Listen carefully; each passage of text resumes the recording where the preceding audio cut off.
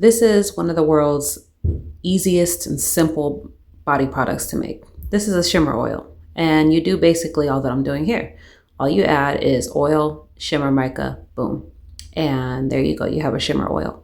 Now you can get into more complicated parts of it, which means you can add like a suspending wax. I always recommend cerebellina, or there's even lipid thicks where you can thicken your oil, because that's pretty much all it takes to make sure that the oil, the mica, doesn't sink to the bottom, so when you have to separate it to use it. So yes, mica naturally does separate from the oil. It's heavier, it will weigh down, which is not unnatural or unnormal. All you do is just shake the bottle. I added in 2 separate micas here, along with my special oil blend that you'll see on Patreon. And then you just mix it. You can add vitamin E, rosehip oil, any specialty oils, any sort of esters, and make it what you will. Now the waxes will thicken it a bit, which is fine. It just means that it holds them up. It makes the oil more heavy than the mica, so that the mica doesn't sink to the bottom. It keeps it, it literally holds it up. And this is how you make an oil. And I didn't need a full tutorial for this, guys, but I'm gonna go ahead and drop the formula for you anyway, even though I think you guys should be inspired to try your own oil, see what you want to make, and see, what kind of special sauce you can put onto it. But one thing that I wanted to show with this oil is the simplicity and what it takes to make products. For you guys that are scared for any reason whatsoever, just go for it. And that is how you make this cute little number right here. But that really didn't need a whole video, did it? I made this because I wanted to say a few things, and bear with me, guys. I'm kind of in another rebrand, but it's no more name changing, nothing like that. We're staying Blake Lee. But I feel like I need to approach this differently. I'm in a totally different headspace with this. You guys know I've posted some of my struggles in the videos. And I get a lot of really good feedback, so I think I just want to share this with you guys, this part of the industry, not just the perfect side where you're just selling and making pretty stuff. I mean, that's why most of you guys are here, cool, right? But I also wanted to cover a few things for a lot of you guys that are just starting and maybe possibly wanting to see what you're getting yourself into. So for anybody that's new here, I'm Jasmine. Take time to rewatch any of my videos and get to know me a little bit more. One thing that is controversial, that has gotten me personally into a lot of trouble with skincare and making skincare, is that I came from a naturalist space. So I, in my mind, came into this space wanting to do things as natural as possible. That's why a lot of us are here. Through a lot of trial and error, I found out that that wasn't the case. And a lot of people get mad at me because I like to keep formulas simple.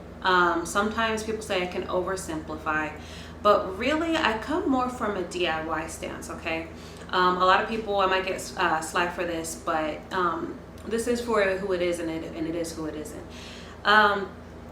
And just so I'm not misrepresenting myself, I am just a DIYer. I don't have any sort of degrees or anything like that. I don't want to mislead anybody. You can take, if you're looking for something more advanced, you can search the web for more advanced videos. There are plenty of others. This is kind of just my take on things. Skincare is simple, just like what we saw I made in the video. All you have to do is really take a couple of butters and oils, and you just whip up. A lot of people feel the pressure to need to take like all these advanced classes, no advanced chemistry, and that's fantastic for those of you guys that want to do that. But for the most of us, especially if you just like to create for creating's sake, even if you just want to sell on a small scale, you need to understand the ingredients you're working with and their limitations. But aside from that, using percentages helps you whenever you're scaling bigger batches, blah, blah, blah.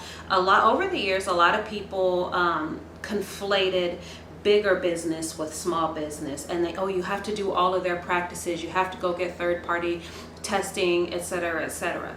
The reality is even though that sounds nice, and of course you're protecting your customers more when you do things, you really don't have to do all that. You really don't have to feel the pressure to do all of that when it comes to your skincare.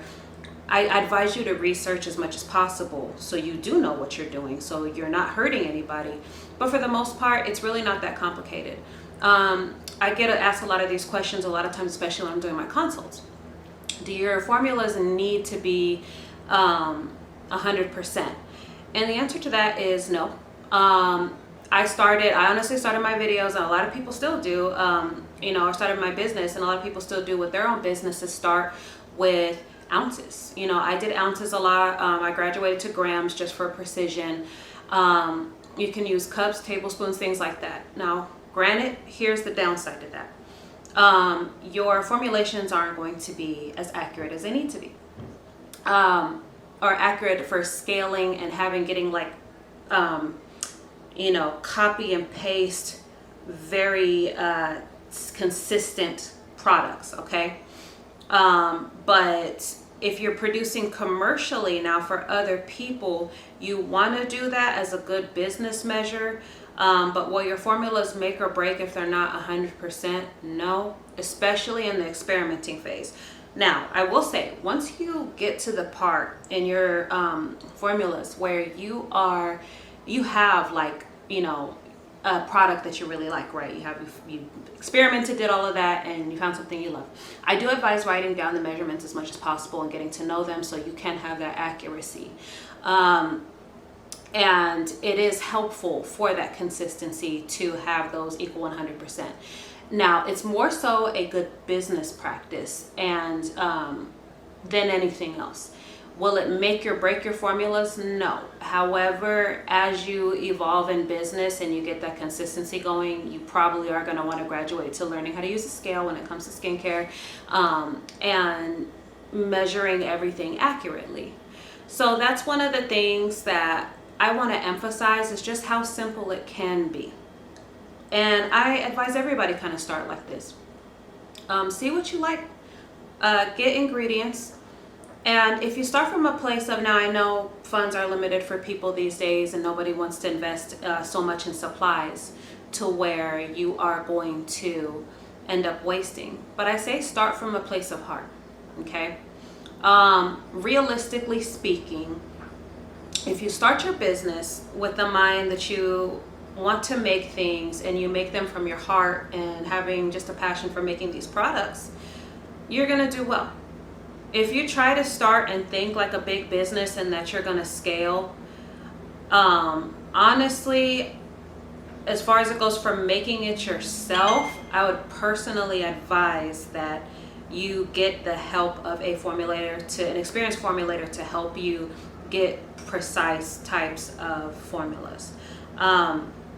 That way it'll help you a lot. But here's the thing.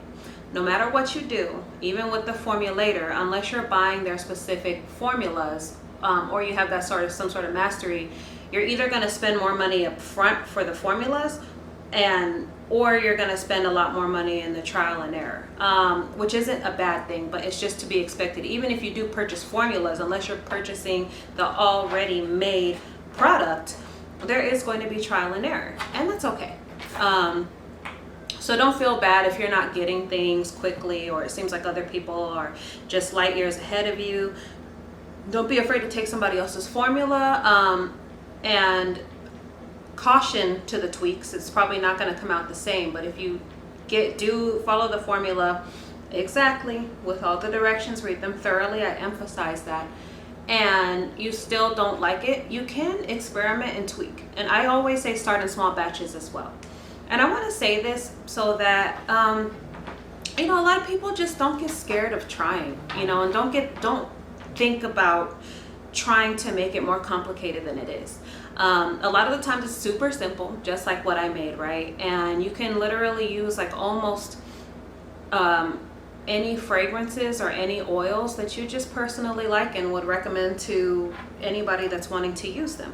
I always say the rule of thumb with anything with what you're making, beginner or not, get to know very well the ingredients you're using, get to know their acidic profiles, get to know their comedogenic ratings, get to know any of their allergens, their inky names, just get to know all the meat and potatoes, the texture, what kind of the pH levels. of each ingredient that you're using for products and really just get to know skincare very well. Regardless, unless you are just going to be a spokesperson for your business and you're investing in somebody else being the brains and pushing out the formulas, you are going to need to know all this information because people are going to come to you with questions. You're going to want to be able to tell people right off the bat about everything that you need to know. And there's so many ways to do this business too. You don't have to be the rock star maker. You can hire a formulator. You can to either make the formulas for you and do wholesale. You can partner with a business that you want to take most of the authority over, right? You want to be the face of. You can network with anybody, merge with businesses. Just don't be afraid to do this. And even if you just want to do this for the love of crafting, which is basically the thread that I'm hanging on to these days, just go for it, you know, and know that in this journey, there's a lot of drama, as you can see in some of my videos. People are going to always try to make you feel like you're doing something wrong. Never be afraid to listen to the wisdom and what people may say, but don't just take what people say at face value. A lot of the times people, even as well experienced or well-meaning as they seem, can talk a good game, but in reality, they're just speaking from a place of hate and jealousy, and they kind of just also don't know what they're talking about. So I just wanted to say this, guys, and of course give you a formula that you guys can start with. I'm going to be working on some more things on the Patreon for you guys. I'm getting back onto things. I'm gonna be reviving some of the oldies but goodies that you guys have loved so much. I'm also in the process of, I help people with the branding, and I also help people behind the scenes to create their own custom formulas, and I do consults and all this and that. But I really more so want to be a safe space and a non-judgmental ear that isn't afraid to help you with knowledge and correct you for everything that I know, you know, where correction is needed or inspiration is needed. To get you guys going in this, I'm coming from a better place than I was a few months ago, where I was entirely burnt out and I just had to stop altogether. But now I'm feeling a little bit of the inspiration. It took a lot for me to get up and make this video, but I did, and I'm glad that I did. And I'm hoping to see more of you guys back into the communities. There's so much going on, so many things being mended from the past that I'm really excited about. And I just want us to stick together. You know, tight-knits, whether we go big, that's cool, but if we stay small, it's all the same. We're like family. So join the groups, you guys. Support my Patreon. It's how I support my family and continue to do all this for you guys, continue to put together resources. And never be afraid to write me or give me a shout out and let me know maybe anything else that I could be doing. I'm always open for ideas.